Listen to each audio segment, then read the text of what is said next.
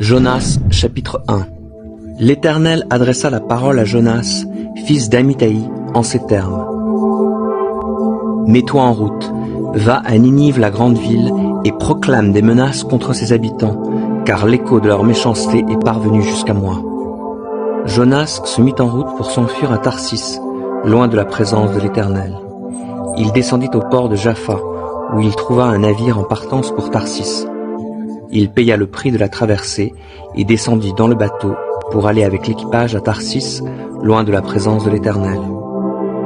Mais l'Éternel fit souffler un grand vent sur la mer et déchaîna une si grande tempête que le navire menaçait de se briser. Les marins furent saisis de crainte et chacun se mit à implorer son Dieu. Puis ils jetèrent la cargaison par-dessus bord pour alléger le navire. Quant à Jonas, il était descendu dans la cale du bateau. Il s'était couché et dormait profondément. Le capitaine s'approcha de lui et l'interpella. « Et quoi, tu dors? Mets-toi debout et prie ton Dieu. Peut-être Dieu se souciera-t-il de nous et nous ne périrons pas. » Pendant ce temps, les matelots se dirent entre eux. « Allons, tirons au sort pour savoir qui nous attire ce malheur. » Ils tirèrent donc au sort et Jonas fut désigné. Alors ils lui demandèrent. Fais-nous savoir qui nous attire ce malheur. Quelles sont tes occupations? D'où viens-tu? De quel pays? Et de quel peuple es-tu? Jonas leur répondit. Je suis hébreu et je crains l'Éternel, le Dieu du ciel qui a fait la mer et la terre.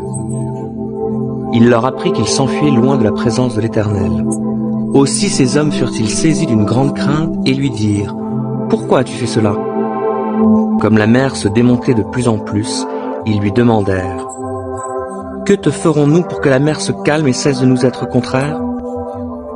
Il leur répondit, prenez-moi et jetez-moi à la mer, et la mer se calmera. Car je sais bien que c'est à cause de moi que cette grande tempête s'est déchaînée contre vous. Ces hommes se mirent d'abord à ramer de toute leur force pour regagner la côte, mais ils n'y parvinrent pas, car la mer se déchaînait toujours plus contre eux. Alors ils crièrent à l'Éternel et dirent, Ô Éternel, nous t'en prions, ne nous fais pas périr à cause de cet homme, et ne nous tiens pas responsables de la mort d'un innocent. Car toi, ô Éternel, tu as fait ce que tu as voulu. Puis ils prirent Jonas et le jetèrent par-dessus bord. Aussitôt la mer en furie se calma. Alors l'équipage fut saisi d'une grande crainte envers l'Éternel. Ils lui offrirent un sacrifice et s'engagèrent envers lui par des vœux. Jonas 2. L'Éternel fit venir un grand poisson pour avaler Jonas. Durant 3 jours et 3 nuits, Jonas resta dans le ventre du poisson. Dans le ventre du poisson, il adressa cette prière à l'Éternel, son Dieu. Dans ma détresse, moi, j'ai crié à l'Éternel, et il m'a répondu. Oui, du cœur du séjour des morts, j'ai crié au secours, et tu m'as entendu. Tu m'avais jeté dans l'abîme au fond des mers, et les courants m'ont encerclé. Tous tes flots et tes vagues ont déferlé sur moi. Je me disais, je suis chassé de devant toi. Pourtant, je reverrai ton temple saint. Les eaux m'environnaient et menaçaient ma vie. L'abîme m'enserrait.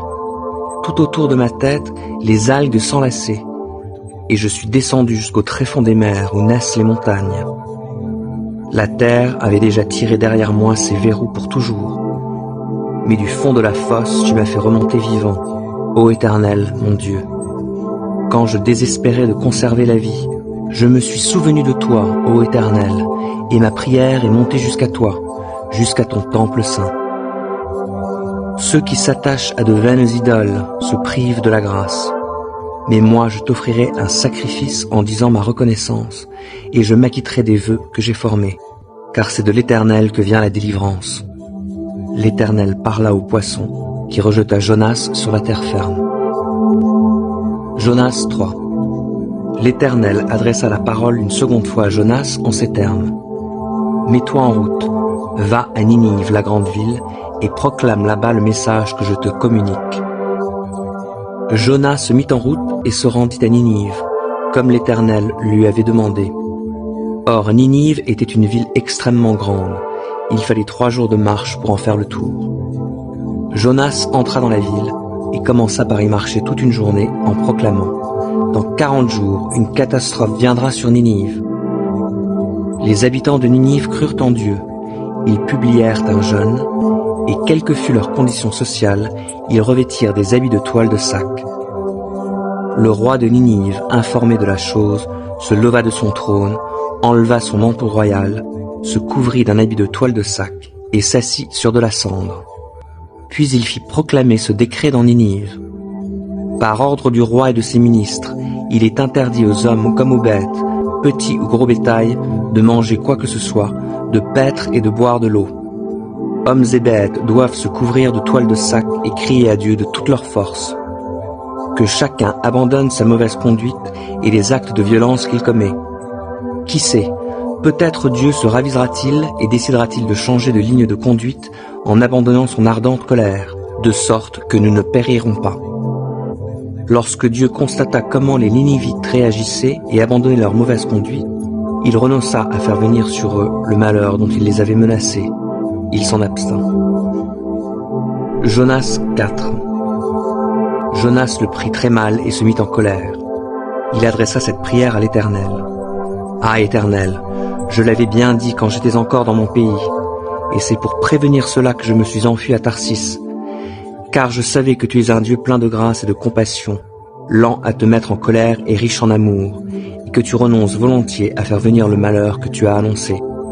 Maintenant, Éternel, prends-moi donc la vie, car la mort vaut mieux pour moi que la vie. » L'Éternel lui répondit, « Fais-tu bien de te mettre en colère ?» Jonas sortit de la ville et s'installa à l'est de la ville. Il se construisit là une cabane et s'assit dessous, à l'ombre, en attendant de voir ce qui se passerait dans la ville. L'Éternel Dieu fit pousser un ricin qui s'éleva plus haut que Jonas et lui donna de l'ombre sur la tête, afin de le détourner de sa mauvaise humeur. Et Jonas éprouva une grande joie à cause de ce ricin. Mais le lendemain, au lever du jour, Dieu fit venir un ver qui rongea le ricin, de sorte que le ricin se dessécha. Et lorsque le soleil se mit à briller, Dieu fit venir de l'est un vent brûlant, et le soleil tapa sur la tête de Jonas.